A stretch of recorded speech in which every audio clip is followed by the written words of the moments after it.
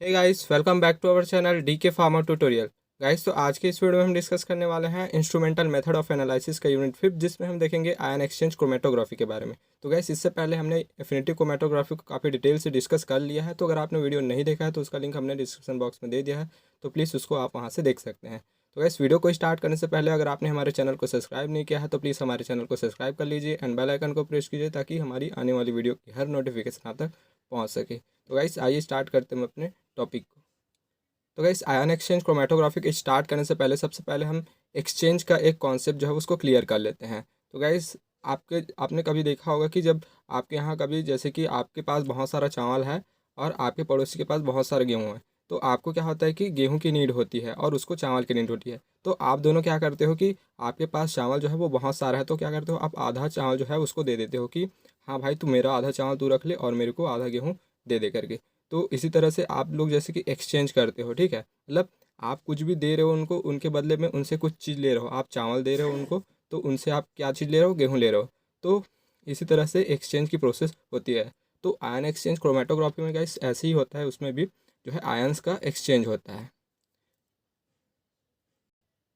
तो गाइस, जैसे कि हमने देखा था कि एफिनिटी क्रोमेटोग्राफी में तो जैसे कि हमारा मिक्सचर ऑफ सैंपल रहता है और जो लिगेंड्स रहता है, तो जो भी मिक्सचर रहता है उसका एफिनिटी जो है लिगेंड के प्रति जो है जितना अच्छा रहता है वो उसमें बाइंड होता है, ठीक है। और बाकी के जो कंपाउंड्स रहते हैं वो उसमें बाइंड नहीं होते हैं, क्योंकि उसकी एफिनिटी उसमें नहीं होती है। तो जिसकी एफिनिटी उसमें रहती है वो उसमें बाइंड होता है, और इसी तरह से किसी भी केमिकल कंपाउंड है उसका सेपरेशन हो जाता है, उसका आइसोलेशन होता है। तो आयन एक्सचेंज क्रोमेटोग्राफी में भी इसी तरह से ये होता है। तो इस आयन एक्सचेंज क्रोमेटोग्राफी में हम क्या करते हैं, जो हमारा जो सैंपल रहता है उसको इसमें हम पोर करते हैं हमारे जो स्टेशनरी फेज। तो उसमें जिस भी आयन की एफिनिटी जो है वो स्टेशनरी फेज में ज़्यादा होगी, इतनी ज़्यादा होगी, वो उसके साथ बाइंड होगा, फिर उसी के बेस पे उसका सेपरेशन होगा। तो इसको अब हम डिटेल से देखेंगे इस वीडियो में। तो ये सबसे पहले हम देख लेते हैं introduction of ion exchange chromatography. It is a process that allows the separation of anions and ions or polar molecules based on their affinity to the ion exchange resin। तो गाइस, जैसे कि हमने अभी आपको एग्जांपल से बताया कि जो भी हमारे आयंस रहते हैं या पोलर मॉलिक्यूल्स रहते हैं, तो वो जो आयन एक्सचेंज रेजिन होते हैं तो उसमें उसकी जो एफिनिटी रहती है, तो उसके बेसिस पे उसका सेपरेशन होता है, उसका आइसोलेशन होता है। It can be used for the almost any kind of charged molecule including large protein, small nucleotides, amino acid। तो हम इसको चाहे हमारा प्रोटीन रहा या न्यूक्लियोटाइड्स रहा या अमीनो एसिड, तो इन सब के लिए हम इसका यूज़ कर सकते हैं। It is a type of adsorption chromatography. तो इस जो हमारा आयन एक्सचेंज क्रोमेटोग्राफी है वो एड्जॉर्प्शन के प्रिंसिपल पे बेस्ड रहता है, तो इसलिए हम इसको एड्जॉर्प्शन क्रोमेटोग्राफी का एक टाइप भी बोलते हैं। Cations and anions can be separated using this method. तो जो हमारा कैटायंस रहते हैं एंड एनायंस रहते हैं, मीन्स हमारे पॉजिटिव एंड नेगेटिव जो चार्ज रहते हैं, तो इनको भी हम इसी टेक्निक के थ्रू इसको सेपरेट आउट कर सकते हैं। देन इसका प्रिंसिपल देख लेते हैं हम।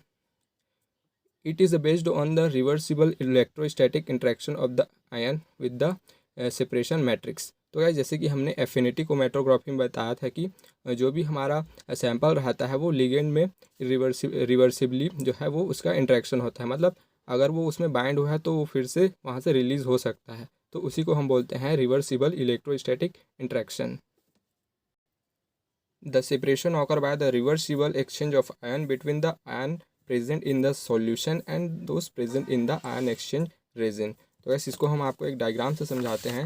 जैसे कि ये है एक डायग्राम, तो ये हमारा सॉल्यूशन है जिसमें भी आयंस प्रेजेंट है, और ये हमारा मैट्रिक्स है तो इसमें भी आयंस प्रेजेंट है।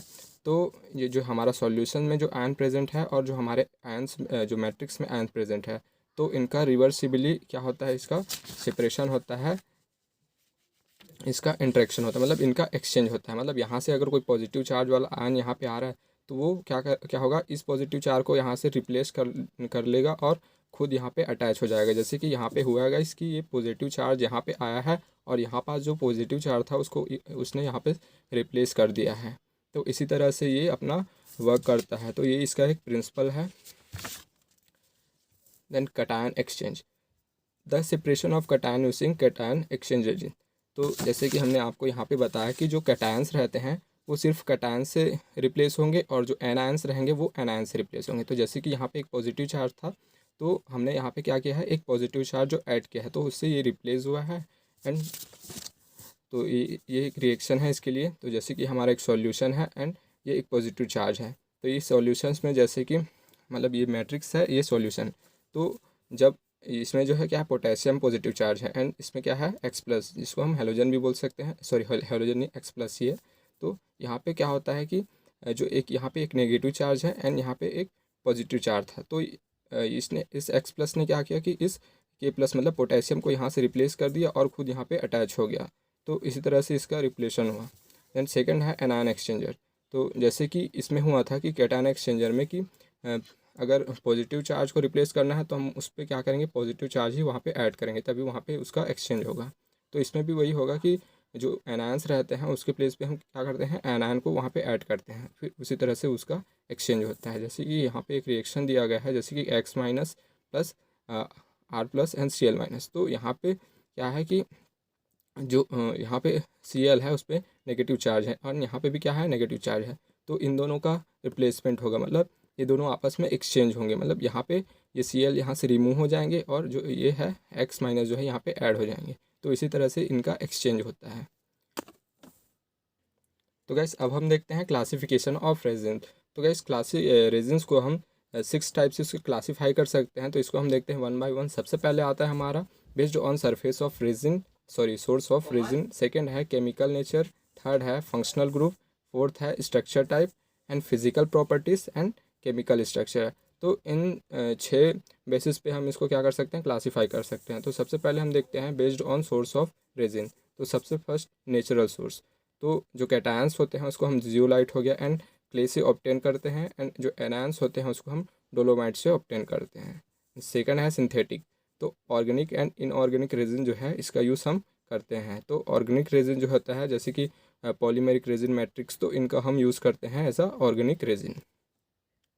देन सेकेंड आता है according to chemical nature and functional group. तो हम इन दोनों को एक साथ में ही लिख दिए हैं।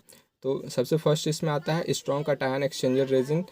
ठीक है, तो इसमें क्या है, सल्फोनिक जो है फंक्शनल ग्रुप जो है वो सल्फोनिक एसिड फंक्शनल ग्रुप जो है इसमें अटैच रहता है। देन सेकेंड है वीक कैटायंस एक्सचेंज रेजिन। तो इसमें रहता है कार्बोक्सिलिक एसिड हो गया, OH हो गया, ठीक है, एंड फास्फोरिक एसिड। तो ये इसमें रहते हैं फंक्शनल ग्रुप। देन थर्ड है स्ट्रॉन्ग एनायन एक्सचेंज रेजिन। तो इसमें आता है tertiary amine and quaternary amines. Then fourth है वीक एनायन एक्सचेंज रेजिन। तो इसमें primary amine and secondary amine जो है वो रहते हैं। तो ये था इसका classification on the basis of chemical nature and functional group. तो इसको हम साथ में एक साथ कंबाइन करके लिखे हैं यहाँ पे। एंड थर्ड आता है structure type of anion exchange resin. तो इसमें इसके 4 टाइप्स होते हैं। तो सबसे पहला आता है इसमें pellicular type with ion exchange film. तो इसमें क्या होता है, इसके ऊपर एक पतली सी फिल्म होती है, तो उसके थ्रू ही इसका सेपरेशन होता है, सॉरी इसका एक्सचेंज होता है। देन सेकंड है porous resin coated with exchanger bead. तो इसमें एक पोरस रेजिन होता है जो कि एक्सचेंजर बीट से कोटेड रहता है। देन थर्ड है macro reticular resin beads. Fourth है surface sulfonated and bonded electrostatically with ion exchanger. तो ये 4 टाइप्स के हैं on the basis of structure type. तो सबसे पहले हम देखते हैं pellicular type with ion exchange film. तो इसको हम डिटेल से देखेंगे। तो इसका जो साइज़ रहता है वो 30 to 14 माइक्रोन का रहता है और इसकी जो थिकनेस होती है 1 to 2 माइक्रोन होती है। इसकी जो एक्सचेंज कैपेसिटी होती है वो बहुत कम होती है, इसलिए इसको हम ज़्यादातर यूज़ नहीं करते हैं। Their ion exchange efficiency is 0.01 to 0.1 milliequivalent per gram of ion exchange resin. तो जो इसकी इफ़िशियंसी होती है 0.01 to 0.1 मिली इक्विवेलेंस पर ग्राम होती है। तो ये बहुत ही कम होता है गैस, इसलिए इसका यूज़ हम ज़्यादातर नहीं करते हैं। तो ये है इसका एक डायग्राम जिसमें आयन एक्सचेंज फिल्म जो है वो पेलिकुलर जो है रेजिस पे जो है। सेकेंड है B porous resin coated with exchanger bit. तो इसका जो साइज़ रहता है वो 5 to 10 माइक्रोन जो है इसका साइज़ होता है। तो ये जो है टोटली पोरस होता है, ठीक है, और इसकी इफ़िशियंसी भी काफ़ी अच्छी होती है, इसलिए इसको सबसे ज़्यादा प्रीफर किया जाता है आयन एक्सचेंज क्रोमैटोग्राफी में। Their exchange capacity are from 0.5 to 2 milliequivalent per gram of ion exchange resin. तो इसकी कैपेसिटी जो होती है 0.5 से 2 मिली इक्विवेलेंट पर ग्राम होती है, तो इसलिए इसका यूज़ जो है वो बहुत ही ज़्यादा किया जाता है अनएक्सचेंज क्रोमेटोग्राफी में। तो ये है इसका एक डायग्राम। तो ये है एक पोरस रेजिन जो कि एक्सचेंजर बिट से क्या रहता है, कोटेड रहता है। देन थर्ड आता है हमारा मैक्रो रेटिकुलर रेजिन बेड्स। तो इसकी एफिशिएंसी बहुत ही कम रहती है और इसकी जो एक्सचेंजर कैपेसिटी भी जो है वो काफ़ी कम होती है, इसलिए इसको भी ज़्यादातर यूज़ नहीं किया जाता है। मतलब जो porous resin coated with exchanger bed रहता है तो इसका यूज़ सबसे ज़्यादा किया जाता है, क्योंकि इसकी एफिशिएंसी जो है काफ़ी अच्छी होती है और ये पोरस नेचर का होता है। देन अब हम देखते हैं इसकी प्रॉपर्टीज़। तो जो भी हम आयन एक्सचेंज रेजिन का यूज़ कर रहे हैं उसमें क्या प्रॉपर्टीज़ होनी चाहिए, उसके लिए क्या रिक्वायरमेंट्स हैं, उसमें क्या क्या चीज़ होनी चाहिए। तो it should be chemically stable, तो ये स्टेबल होना चाहिए। It should be insoluble in common solvent, तो ये जो है हमारे जो कॉमन सॉल्वेंट्स रहते हैं जैसे कि वाटर वगैरह, तो इसमें ये सॉल्युबल नहीं होनी चाहिए, इसमें इनसॉल्युबल होना चाहिए, नहीं तो सेपरेशन जो है नहीं होगा, क्योंकि हम पोलर कंपाउंड को इसमें सेपरेट आउट करते हैं। It should have sufficient degree of cross linking, तो इसकी जो क्रॉस लिंकिंग होती है वो भी अच्छी होनी चाहिए, जैसे कि ऐसे रहती है इसकी क्रॉस लिंकेज है, तो ये जो है वो काफ़ी डेंस होनी चाहिए, वो काफ़ी अच्छी होनी चाहिए, तभी इसमें सेपरेशन होगा। अगर क्रॉस लिंकिंग जो है वो इस तरह से अगर दूर दूर रहेगा तो इसमें सेपरेशन जो है उतना अच्छे से नहीं होगा, तो इसलिए इसकी क्रॉस लिंकिंग भी अच्छी होनी चाहिए और डेंस होनी चाहिए। The swollen resin must be denser than water, तो जैसे कि हमने बताया कि ये थोड़ी डेंस होनी चाहिए, ठीक है, और इसकी डेंसिटी भी जो है वो काफ़ी अच्छी होनी चाहिए। It it must contain sufficient number of ion exchange group, तो इसमें सफिशिएंट अमाउंट में आयन एक्सचेंज ग्रुप में होनी चाहिए, तभी इसमें क्या होगा, किसी भी आयन का एक्सचेंज होगा। तो गाइस ये था इसका प्रॉपर्टीज़, तो इसमें इतने सारे प्रॉपर्टीज़ जो है वो होनी चाहिए आयन एक्सचेंज रेजिन में। तो अब हम देखते हैं मैकेनिज़्म ऑफ आयन एक्सचेंज, तो क्या मैकेनिज़्म है, कौन से मैकेनिज़्म के थ्रू जो है आयन का एक्सचेंज होता है उसको हम देखेंगे इसमें। तो सबसे पहले क्या होता है, डिफ्यूज़न होता है आयंस का एक्सचेंजर के सरफेस पे। तो जैसे कि हमने कोई भी हमारा जो सॉल्यूशन है जिसको हमको सेपरेट आउट करना है, तो हम इसको इसमें पोर करेंगे, तो क्या होगा, ये जो हमारा पोरस बिड रहता है तो ये इसमें क्या कर जाता है, इसमें डिफ्यूज़ हो जाता है, ठीक है। After the ion have reach to the surface of the exchanger the diffuse inward through the pore of exchanger to reach the exchange side.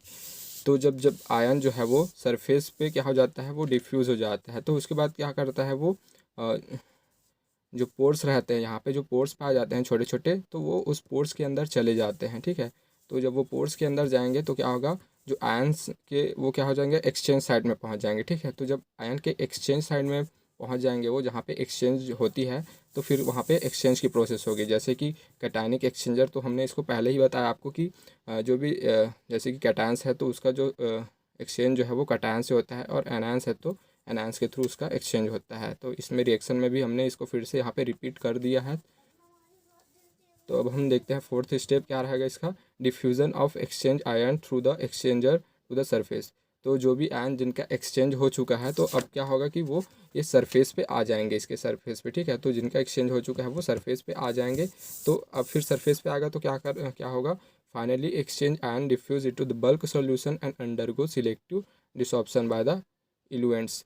तो जो भी एक्सचेंज आयन रहेगा वो जो सरफेस पे आ जा रहेगा उसको हम सॉल्यूशंस के थ्रू, बल्क सॉल्यूशंस के थ्रू क्या करेंगे, उसको उसका इल्यूशन कराएंगे, ठीक है। तो क्या होगा, वो वहाँ से रिमूव आउट हो जाएंगे, और जिसको भी हमको सेपरेट करना रहेगा वो उसमें उसमें अटैच रहेगा उसकी एफिनिटी के कारण।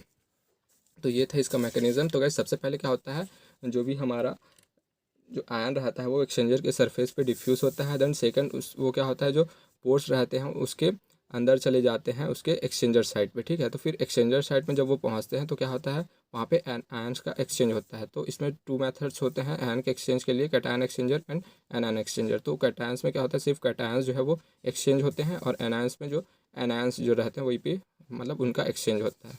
फिर क्या होता है, जब एक्सचेंज की प्रोसेस होती है तो वो सरफेस पे आ जाएंगे, देन सरफेस पे आएंगे, फिर हम क्या करेंगे, उसको इल्यूएंट करेंगे, ठीक है। तो उसके लिए हम बल्क सॉल्यूशंस का यूज़ करते हैं उसको इल्यूशंस कराने के लिए। गाइस ये था इसका मैकेनिज़्म।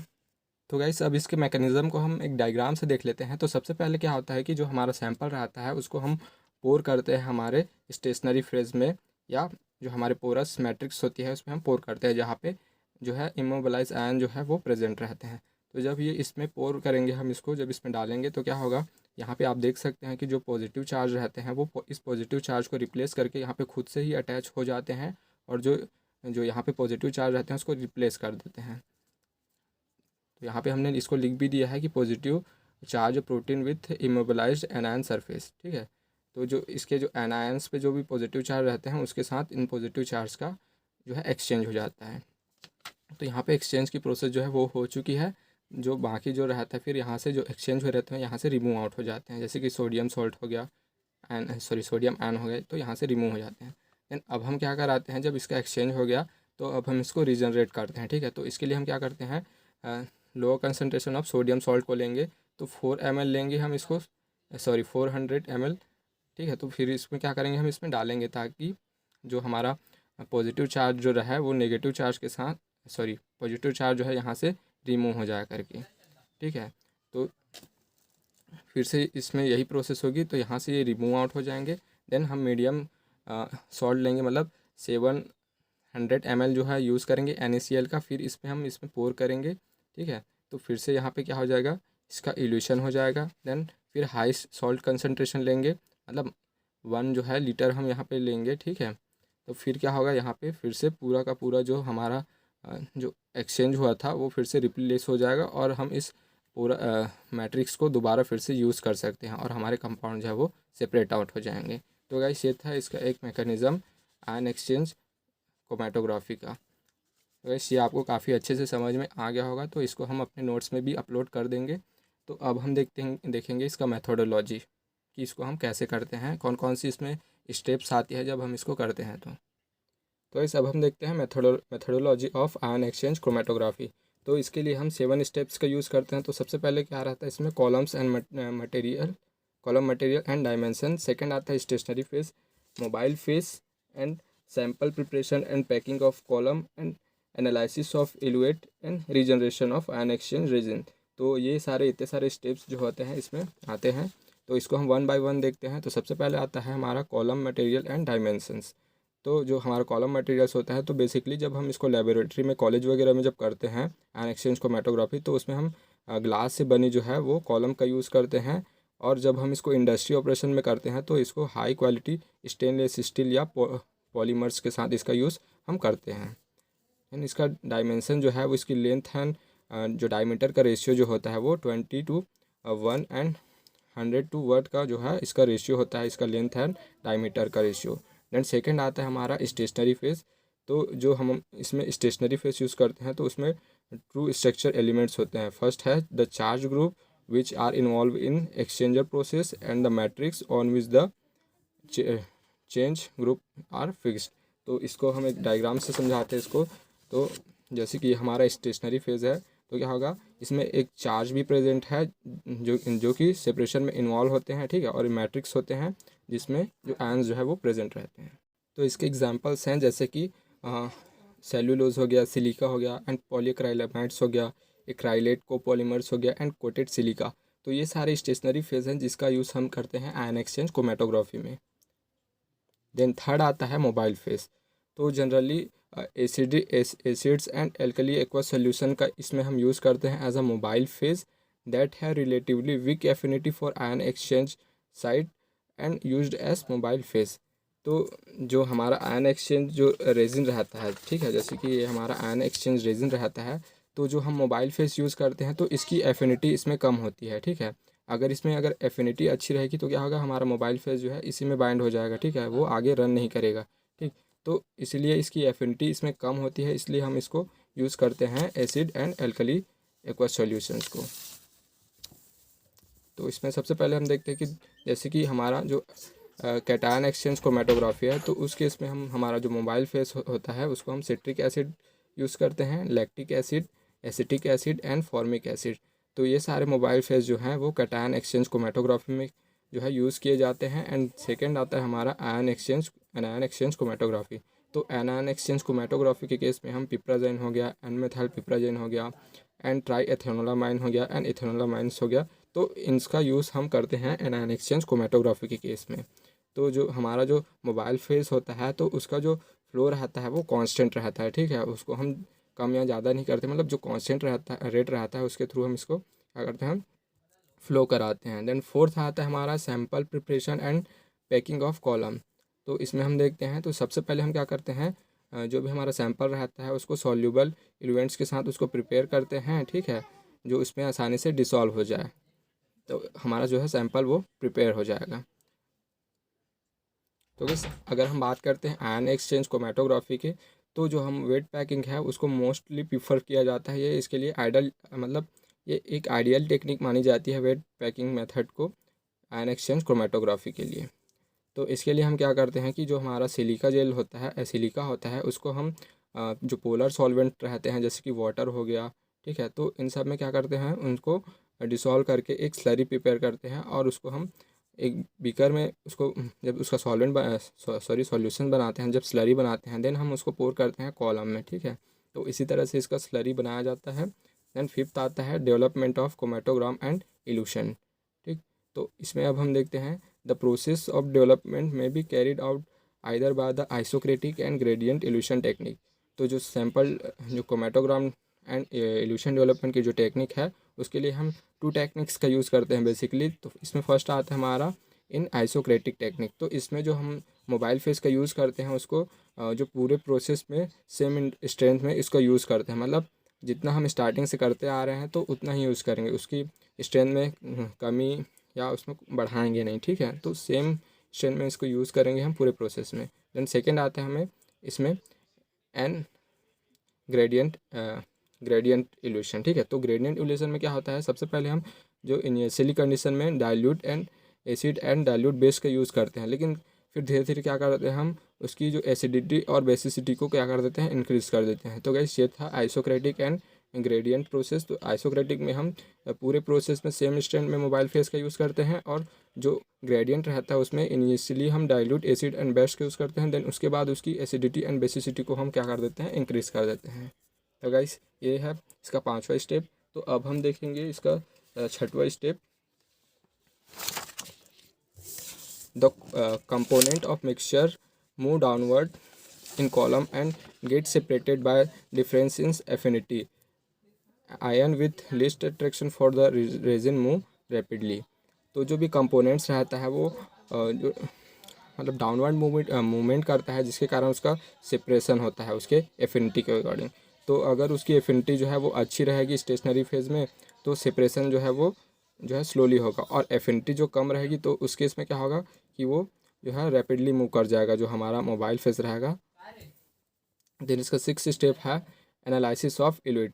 तो एनालिसिस ऑफ इल्यूट के लिए हम बेसिकली फोर टेक्टिक्स का यूज़ करते हैं, फोर मेथड्स का यूज़ करते हैं। तो सबसे पहले इसमें आता है spectrophotometric method and polarographic method and conductometric method and radio chemical method. तो ये फोर डिफरेंट टाइप के मेथड है गाइस, जिसको हम यूज़ करते हैं एनालिसिस ऑफ इल्यूट। तो जब जो भी हमको इल्यूट मिला तो उसको हम इसी प्रोसेस के मतलब इसी मेथड्स का यूज़ करके हम उसको एनालाइज करते हैं।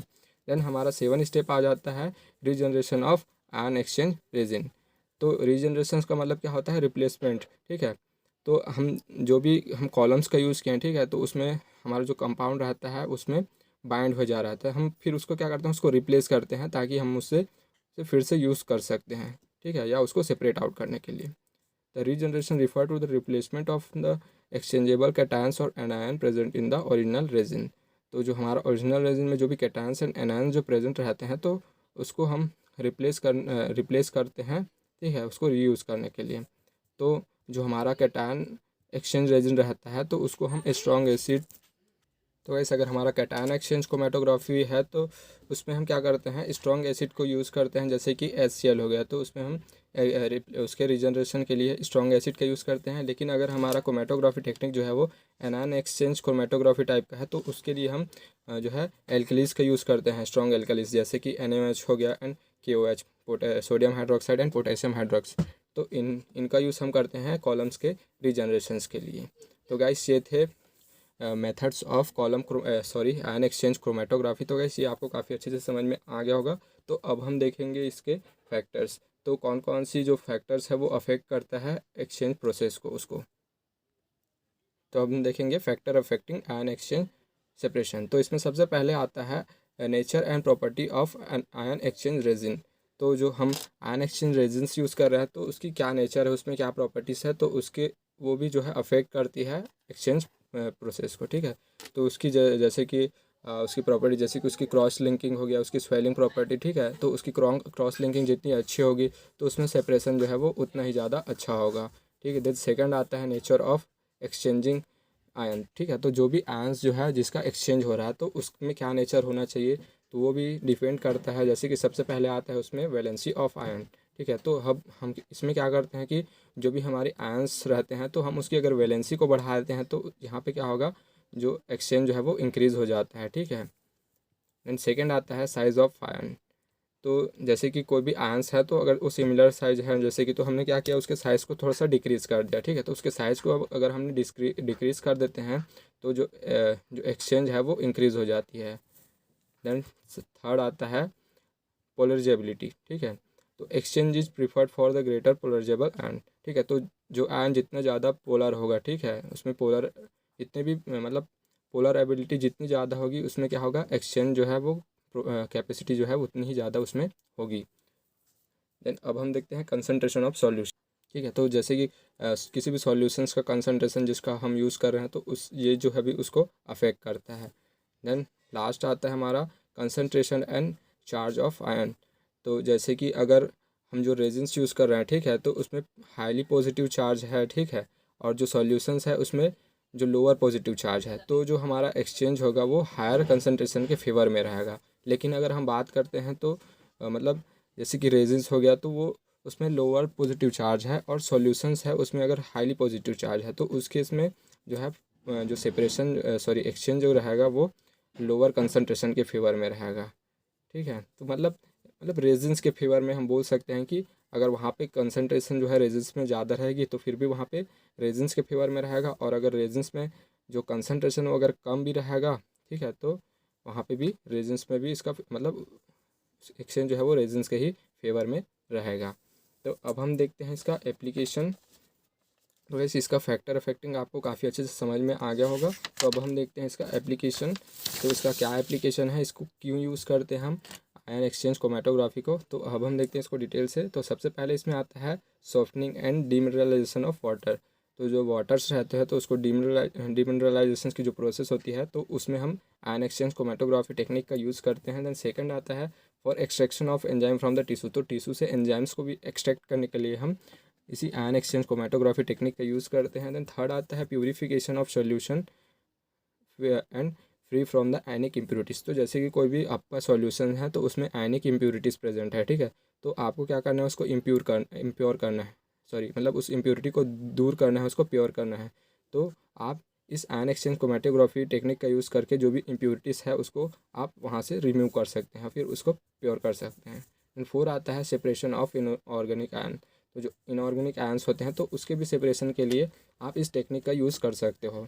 एंड फिफ्थ आता है separation of sugar, amino acid and proteins. तो शुगर हो गया, अमीनो एसिड हो गया एंड प्रोटीन्स, तो इन सब के सेपरेशन में भी हम आयन एक्सचेंज क्रोमैटोग्राफी का यूज़ कर सकते हैं। Biochemical separation like isolation of drug and metabolites from the blood and urines. तो जैसे कोई भी ड्रग्स हो गया और उसके मेटाबोलाइट्स हो गया, ठीक है, तो वो अगर ब्लड में है तो उसके भी हम सेपरेशंस के लिए, ठीक है, ताकि हम उसको चेक करते हैं कि वो कितना डिस्ट्रीब्यूट हुआ है, कितना उसका मेटाबॉलिज्म हुआ है, तो उन सबको चेक करने के लिए क्या करते हैं, इसी क्रोमैटोग्राफी टेक्निक का यूज़ करते हैं। Concentration of ionic solution. तो जो आयनिक सॉल्यूशंस है तो उसमें आयंस की कंसंट्रेशन कितनी है उसको हम जो है उसको पता लगाने के लिए हम इसी आयन एक्सचेंज क्रोमैटोग्राफी टेक्निक का यूज़ करते हैं। तो गाइस ये था इसका एप्लीकेशन। तो ये आपको काफ़ी अच्छे से समझ में आ गया होगा। तो गाइस प्लीज़ इस वीडियो को लाइक कीजिए एंड शेयर कीजिए इस वीडियो को। एंड गाइस अगर आपको हमारी वीडियो हेल्पफुल लग रही है तो प्लीज़ हमारे चैनल को सब्सक्राइब कीजिए एंड इसी तरह के वीडियोस को देखने के लिए बने रहिए हमारे साथ। Thank you.